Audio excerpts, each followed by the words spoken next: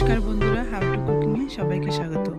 আজ আমি আলু আর চালের গুঁড়ো দিয়ে দারুণ মুচমুচে একটি জলখাবারের রেসিপি তোমাদের সঙ্গে শেয়ার করব। তার জন্য এখানে আমি দুটো আলু সেদ্ধ করে নিয়েছি। এবার এই আলু দুটো গ্রেটার দিয়ে গ্রেট করে নেব। সঙ্গে একটা ডিম সেদ্ধ আমি গ্রেট করে নিচ্ছি। ডিম আর আলু গ্রেট করা হয়ে গেছে। এবার এর মধ্যে দিয়ে দিচ্ছি বড় একটা পেঁয়াজ কুচি, কাঁচা লঙ্কা কুচি, ধনেপাতা কুচি। এবার সব কিছু ভালো করে একসঙ্গে মিশিয়ে নিচ্ছি।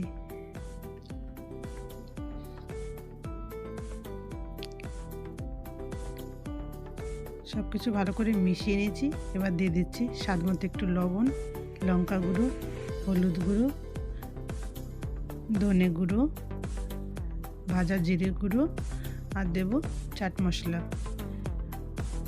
আর দিচ্ছি 3 চামচ চালের গুঁড়ো। এবার এই সব কিছু একসঙ্গে ভালো করে মেখে নেব।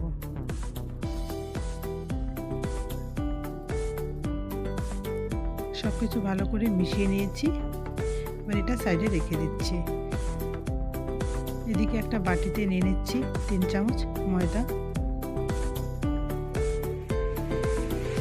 আর দিচ্ছি অল্প একটু লবণ আর একটু লঙ্কার গুঁড়ো।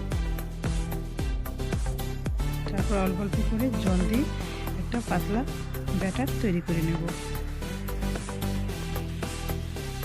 এরকম পাতলা ব্যাটার তৈরি করে নিয়েছি। তারপর নিয়ে নিচ্ছি চাউমিনটাকে আমি আধ ভাঙা করে নেব, গুঁড়ো করে নিয়েছি। এবার এখান থেকে আলুর একটু ব্যাটার নিয়ে হাত দিয়ে এভাবে লম্বা লম্বা করে আমি এটার ডিজাইন করে নেব। এরকম করে নিয়েছি। আবার একটু নিয়ে নিচ্ছি।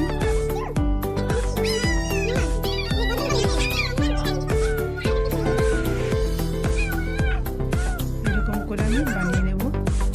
সবগুলো এইভাবে বানিয়ে নিয়েছি।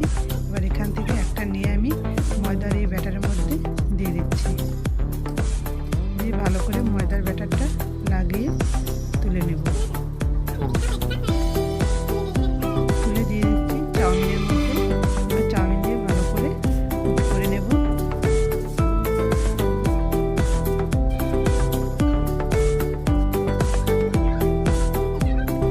এতে একটা কুক করে নিয়েছি। এইভাবে আমি সমস্তগুলো বানিয়ে নেব।